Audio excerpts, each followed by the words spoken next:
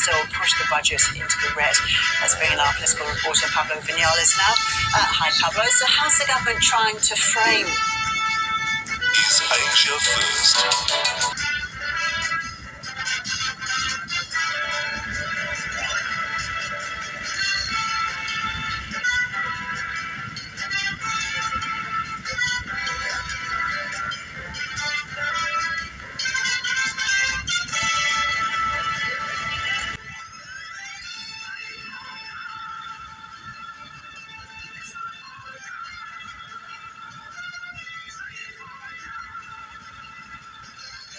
Very warm welcome to Amishakil 5858. I am Ahmed Shackle.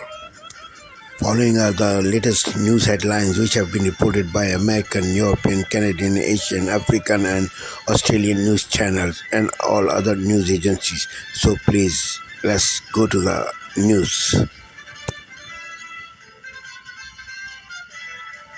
Several developing stories as we come on the air. An arrest in what's being called an arson attack at the Pennsylvania governor's residence. More tariff whiplash amid an escalating trade war with China. Electronics exempt from steep tariffs may not be for long. And a house explosion in Texas with multiple injuries. We'll begin with the overnight fire at the official residence of the Pennsylvania governor. State police now calling it an act of arson. A suspect now in custody. Governor Josh Shapiro and his family waking up to the sound of police banging on their door. They just celebrated the first night of Passover. Aaron Katursky in Pennsylvania with late developments. Next, Trump's tariffs. The White House saying the reprieve for smartphones and laptops is temporary because new targeted tariffs on semiconductors are coming.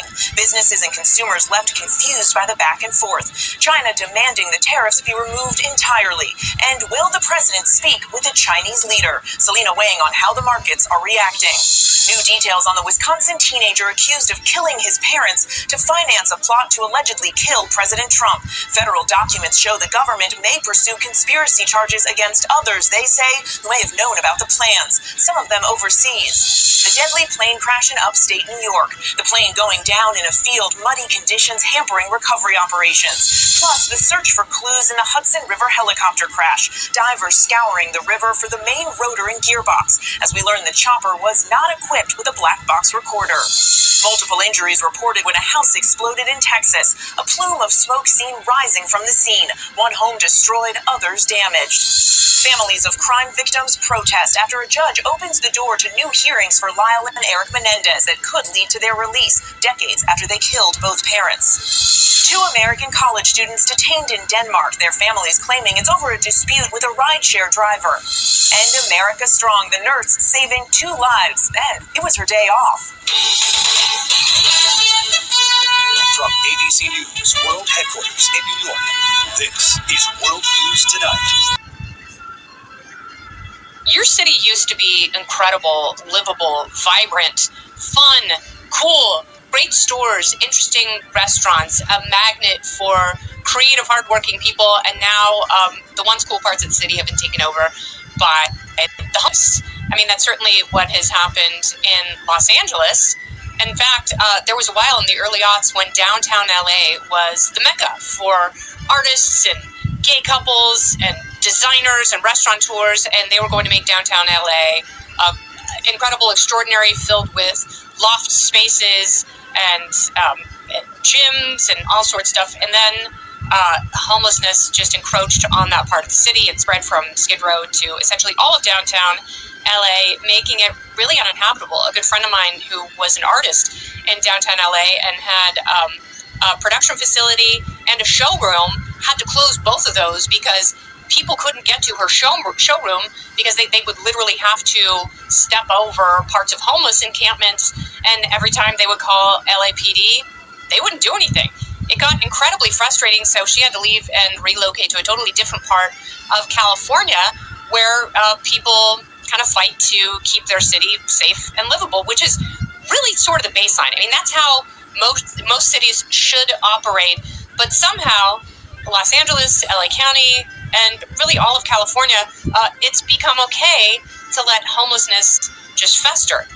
And it's not cruel to want to move people off the streets. It's cruel to let people just malinger there for years and years and not force them into treatment, not force them off the streets, just let them slowly wither and die in massive encampments where women are sexually assaulted and no one is really free to come and go as they should be able to in any part of any great major American city.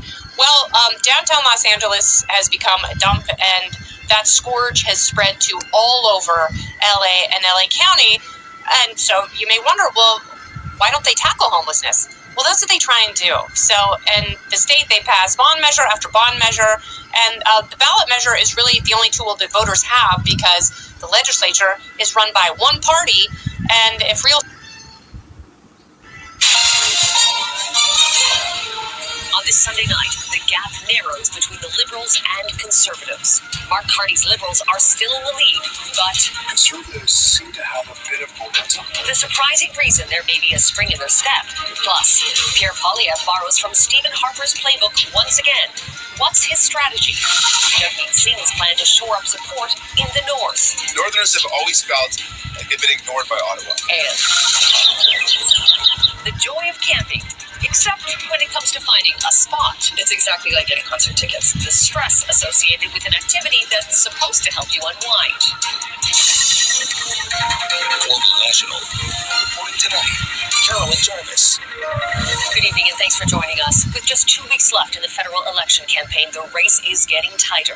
Polls previously suggested Mark Carney's Liberal Party was gaining a comfortable lead over the Conservatives, but new data from Ipsos provided exclusively to Global News shows that gap is narrowing. Our chief political correspondent David Aiken is crunching the numbers for us. David. Well, Carolyn, for the first time since this election began at the end of March, the Liberals have lost a bit of ground. That's according to the latest polling from Ipsos. Between April 8th and 10th, Ipsos asked 1,000 Canadians how they would vote. And among those decided or leaning, 42% said they'd vote Liberal. Now that's down 4 points from an Ipsos poll a week ago, but still 6 points ahead of where the Conservatives are at 36%. And they're up 2 points from last week. Breaking news tonight, the new arrest after someone set fire to the home of the Pennsylvania governor. He and his family asleep inside. New developments late tonight about what police call an act of arson and potential attempted murder. Windows shattered, smoke billowing out. Governor Josh Shapiro and his family woken up to banging on the door from rescuers. And tonight, the governor emotional and forceful in his message. This type of violence is not okay. What else we're learning about how this could have happened? White House whiplash and mixed messages over those new tariff exemptions on some products. Why officials say they may not be permanent and what it means for the price you pay. New development in the case of the teen charged with killing his parents, now allegedly tied to a plot to assassinate President Trump. An American pastor kidnapped in South Africa in the middle of a sermon. The latest on the search and what his church is saying at Sunday services. Spring break travel in full.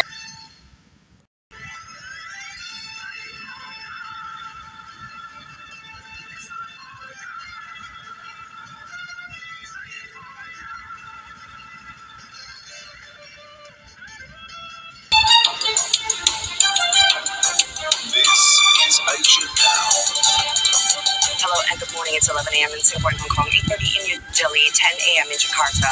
I'm Yasmin Yonkers at this hour. Chinese President Xi Jinping warns that protectionism leads nowhere and that a trade war would have no winners as he begins a tour of Southeast Asia with a visit to Vietnam. He's looking to bolster regional economic ties amid tariffs and trade tensions with the U.S. President Donald Trump downplays Friday's tariff exemption, now saying new semiconductor tariffs will be announced within the week, with possible exemptions for some firms. And Singapore downgrades its GDP growth forecast for the current year, and the central bank eases its monetary policy settings for the second time in a row to weather tariff-related risks. The Chinese President Xi Jinping has warned that protectionism leads nowhere as he begins a tour of Southeast Asia amid an escalating trade war with the U.S. The Chinese leader is set to arrive in Hanoi in the next hour to mark his first overseas trip of the year. President Xi starts in Vietnam, where he's urging leaders to work with China in safeguarding the multilateral trading system and maintaining stable supply chains. And he'll also be visiting Malaysia and Cambodia with the agenda of deepening bilateral ties and presenting China as a reliable partner. China. And we've got more on President Xi's Southeast Asian tour with our correspondent Olivia Sion, who talks to us live from Hanoi. It's good to see you, Olivia. Can you tell us what we're expecting from President Xi's program today in Hanoi? Any key meetings or announcements lined up? Yes, ma'am. Final preparations are underway here in Hanoi as we await the arrival of President Xi. You can see behind me that the flags of China and Vietnam are up, as well as the flags of the two parties as well. Security is tight, barricades all set up around Hanoi, where President Xi's motorcade is expected to pass by. And where I am, this is near the Ho Chi Minh Mausoleum, and it's also near the Presidential Palace and the Vietnamese Party Central Committee headquarters, where those high-level talks between President Xi and top Vietnamese leaders are expected to happen later today. Those including with Vietnamese Party Chief General Secretary To Lâm.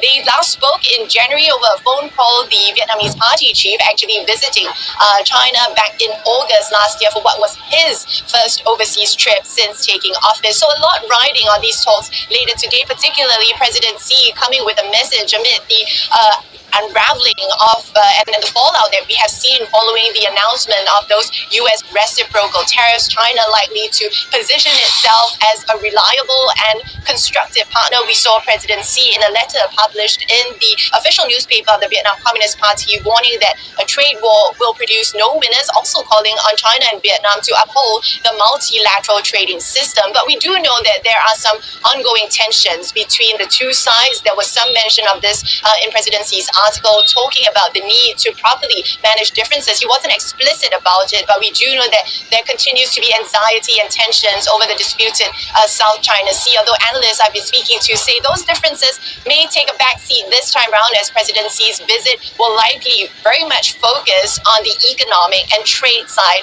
of the bilateral relationship. Yes, Min. And Olivia, talk to us in terms of tangible outcomes from this first of three legs of President Xi's tour, both economically and diplomatically. Yes, Min, we are. 24. Liberté, égalité, actualité.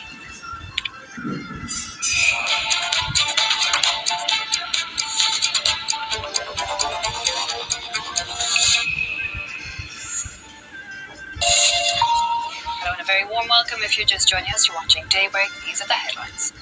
The deadliest bombing in Ukraine this year, 34 people killed, scores injured in Sumy. Volodymyr Zelensky calls on the international community to push for action rather than words. Donald Trump saying the Russian strike was a horrible thing. Re-elected with over 55% of the vote, Ecuador's Daniel Noboa gets a new 4-year term, but opponent leftist lawyer Luisa Gonzalez says she's not accepting the results, saying that there was grotesque electoral fraud. And celebrating a huge victory in Gabon's presidential polls, Brice Oligui Nguema takes over 90% of the ballots there. The former coup leader, who ended 5 decades of rule by the Bongo family, faces a difficult to-do list with high debt and widespread poverty across the country. Good to have you with us. Well, also coming up, emergency bunkers and safe rooms were an $11 billion industry in 2023 in the United States. The New York Times have been looking into what exactly they put on offer. Antonia Kerrigan will be telling us more in our international press review.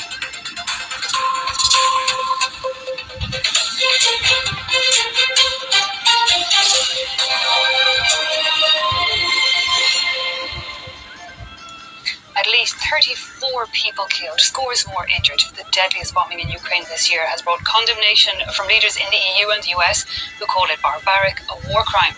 Tough words, but Ukraine's Volodymyr Zelensky said what's needed is action. Russia has increased its attacks in recent weeks in blatant disregard for the proposed US ceasefire that Kyiv signed up to. The bombing comes 2 days after US Special Envoy met with Vladimir Putin in Moscow. France 24's Gulliver Cragg is in Sumy, though, and we can cross over now to him live. Gulliver, what is the scene like there in Sumy this morning?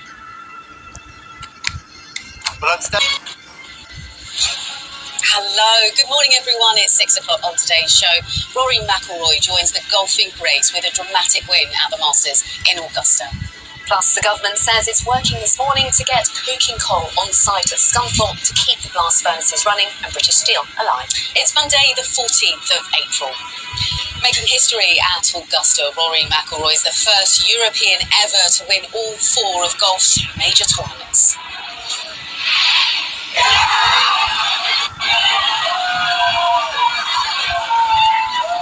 celebrations at his home club in Northern Ireland, where he's hailed as one of the greatest. I want to say hello to my mum and dad. They're back home in Northern Ireland. They made a lot of sacrifices for you. They did, and I can't wait to see them next week. I just can't wait to celebrate this with them.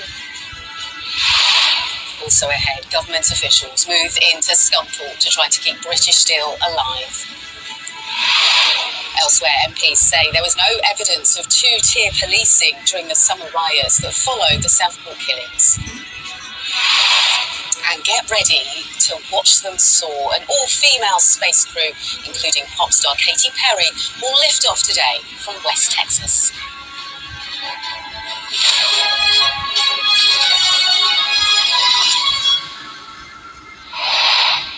Hello, good morning everyone. On Northern Ireland, Rory McIlroy has won the Masters in Augusta. He's only the 6th golfer in history and the first European ever to win a career Grand Slam of all 4 majors. But it was touch and go, and he threw away a 4-shot lead and missed a putt at the 18th to win the championship, forcing him into a playoff against England's Justin Rose. Our senior island correspondent, David Blevins, reports. He had history in his hands. Would this be the day he finally mastered the Masters? There were early nerves, a double bogey on the first. It's a hotter start for McIlroy. But slowly and surely, he came roaring back. Roy's trying it. This on the 15th, a career-defining moment. Absolutely incredible. Is this the magical moment to save him? As we've seen so often before, he didn't do it the easy way. Just a little too safe, my goodness. With this putt to win on the 18th, it drifted wide, taking him into a sudden death playoff against England's Justin Rose. The nerves unbearable. But with this shot, he knew that for the second time in half an hour, the Grand Slam was within reach. Now here it comes. Here it comes.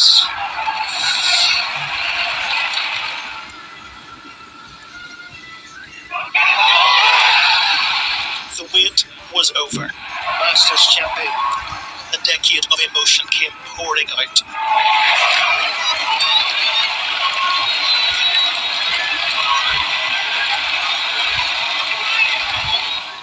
The relief clear to see when he reached his wife Erica and 4-year-old daughter Poppy, and thought about his parents who'd taken second jobs to fund their golfing prodigy. There was a lot of pent-up emotion that just came out on that 18th green, but I think a moment like that makes all the year.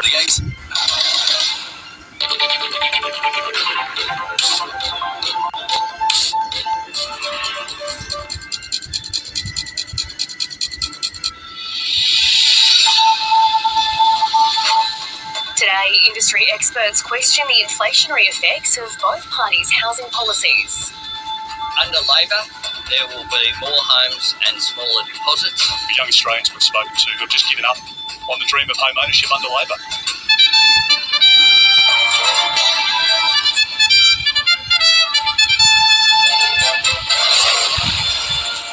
Dozens of Ukrainian civilians killed in Russia's deadliest missile strike this year.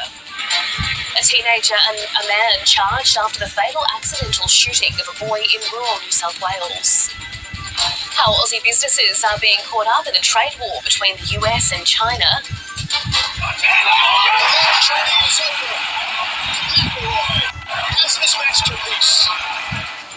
And Rory McIlroy wins the Masters, becoming the 6th golfer ever to secure a career Grand Slam.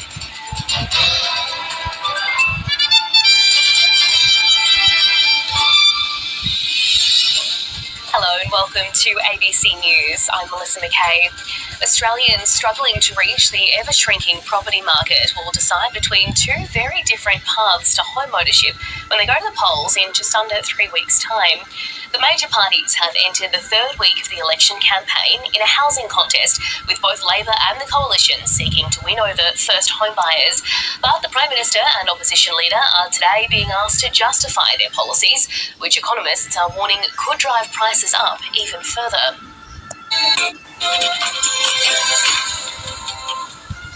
Good morning, and Rory McIlroy has claimed a career Grand Slam, winning at the US Masters. He certainly has.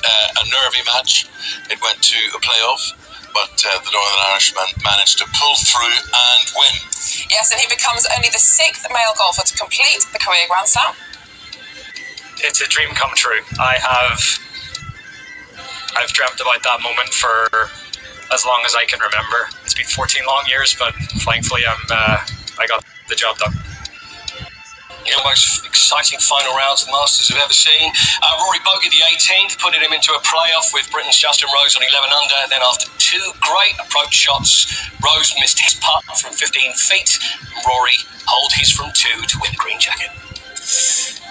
In other news, Birmingham's bin crisis turns into a war zone as Angela Rayner calls in the army to help tackle the crisis. And a stark warning of British Steel. MPs are told that Chinese companies should be blocked from critical infrastructure. MPs find there was no evidence of a 2-tier police system in handling of the Southport riots. Lesbian out real quick. That's homophobic. So that's homophobic if that was your reasoning. Yes, Mickey Rourke has been sensationally kicked out of the celebrity Big Brother house over inappropriate language and unacceptable behaviour. But should he ever have been allowed in the first place? And we'll be hearing of one man's mission to cycle to every football stadium in England and Wales. Morning. After weeks of dry and sunny weather, the weather is certainly changing this week with plenty of rain around. Find out all the details with me coming up a little later. Hello there, very good morning to you. Just after 7 o'clock on this Monday morning, I'm Eamon Holmes. I'm Miriam Cates, and this is GB News Breakfast.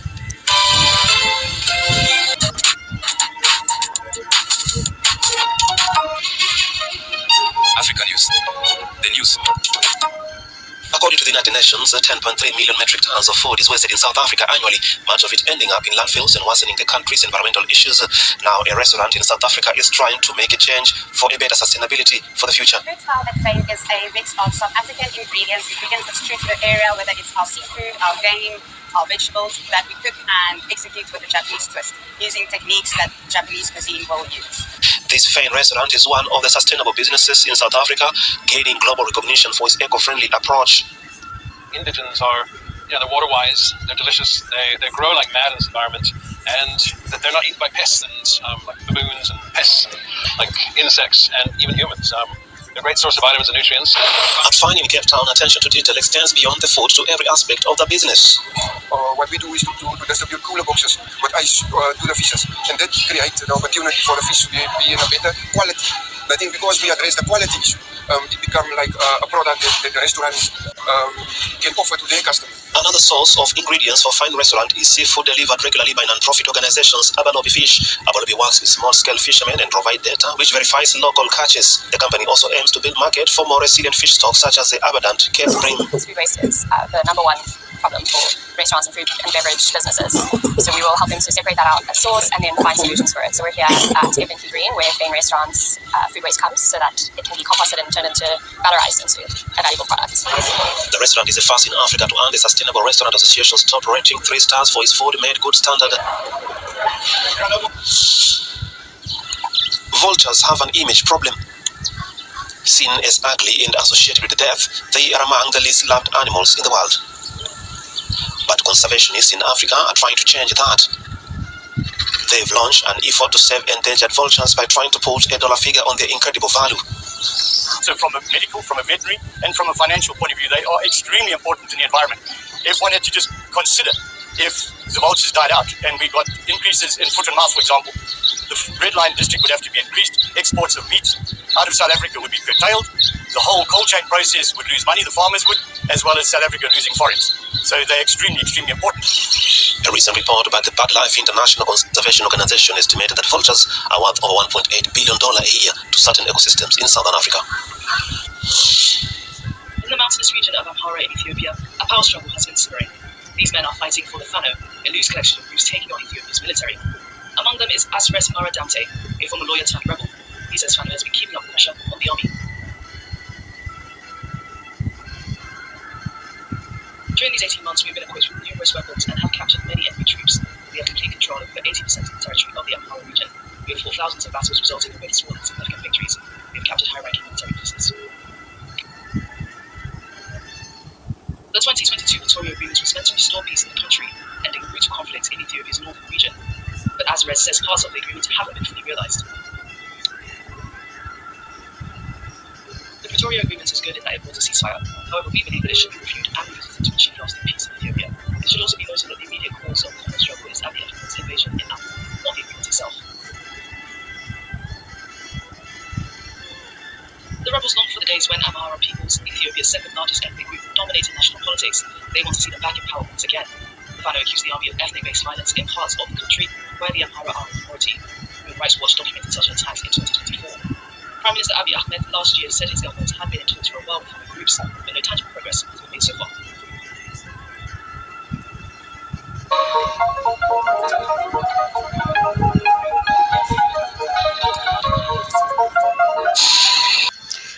Thank you very much for giving time to Amir Shekel 5858. I am Amir Shekel. Have a good life. Bye-bye.